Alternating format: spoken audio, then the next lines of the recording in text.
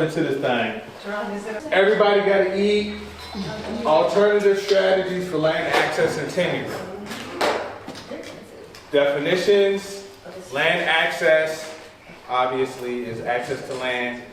Tenure is like how long you can be on the land, right? Those are two different things. Like somebody can give you access to their land, but that the definitive thing you want to know is how long I can be on this space. Like, what's the agreement? Is it a year? Is it 5 years? Is it 6 months? If it's not defined, you warn it, right? Because at any moment, folks can be like, "Yo, you got to go." That's important.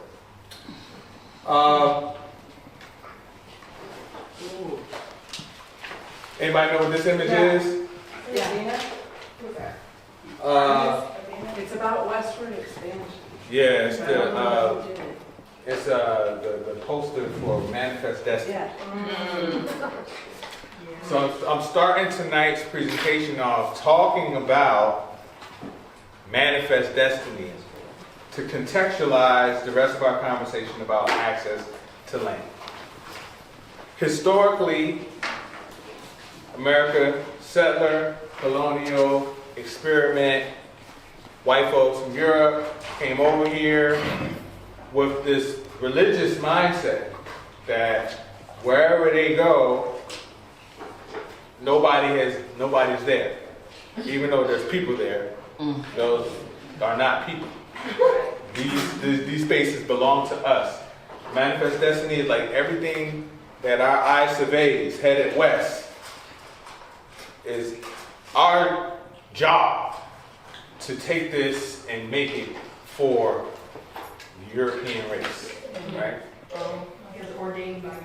Ordained by God. It was a religious, spiritual mission for European settlers coming over here with a financial, money-making mandate, kind of underwriting the effort, right? The U.S. in specific has perpetuated the exclusion of indigenous and black people from land ownership. This is how this thing was set up. This is how it started. It did not change until the 50s. Maybe let's argue that it's still a part of the construct, right? Virginia is special in this because Virginia is the first colony of the United States, right? Richmond, Virginia is interesting too. Of course, it's Williamsburg and all that type of stuff. But when we come into this region, Shirley Plantation is the first plantation in the United States. This is in Charles City. Right up the road, the very first plantation is set up, right? This is also the first colony where England starts to give out land grants to settlers, saying, here's some land for you to develop and, start your business. I was thinking like Bermuda 100, that's like part of the land grant that was given to like the 100 acres that they were given. Yeah. So like when you hear like the Bermuda 100, I think there's another one, those were all parcels. That were given away. I had the unique opportunity of kind of being behind the curtain for a little while when I was at Lewis Skinner, right?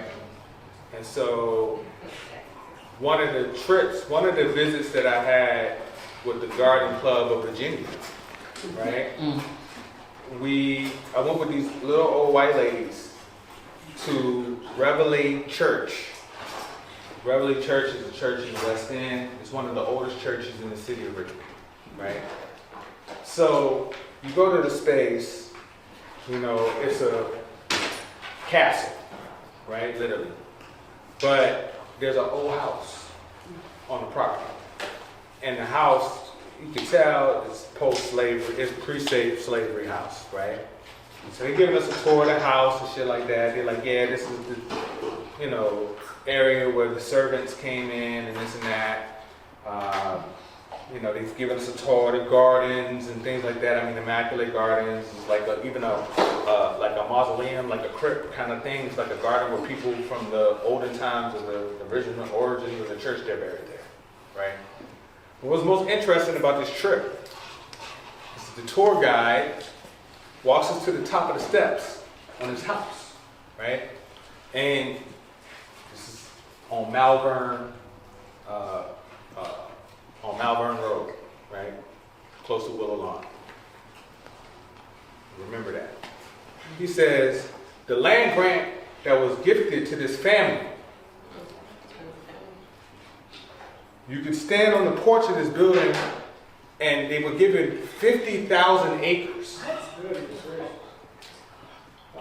And you could see that the land grant, you from the porch, you could see the James River. And that was all theirs. Okay. How many of us are from Richmond, been to the West End? You know how far Malvern and Monument Avenue, Willow Lawn Drive, and all that shit is from the James River. But they said that that parcel extended from the porch of this house to the James. And this is in 1600s. So I started calculating. I'm thinking to myself, like, damn, how many? All right, somebody said that. Of course, the same family doesn't own all of that land anymore. But imagine how much wealth that family made from selling parcels of that 50,000 acres to other wealthy families in the city of Richmond. Right? That's basically the entire West End. You know what I mean?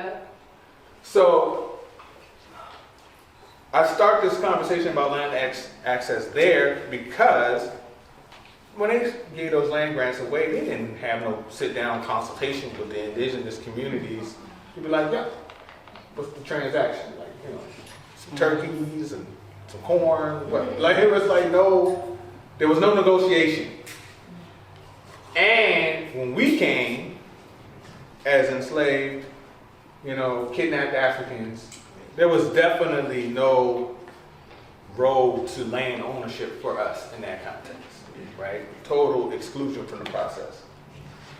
All right?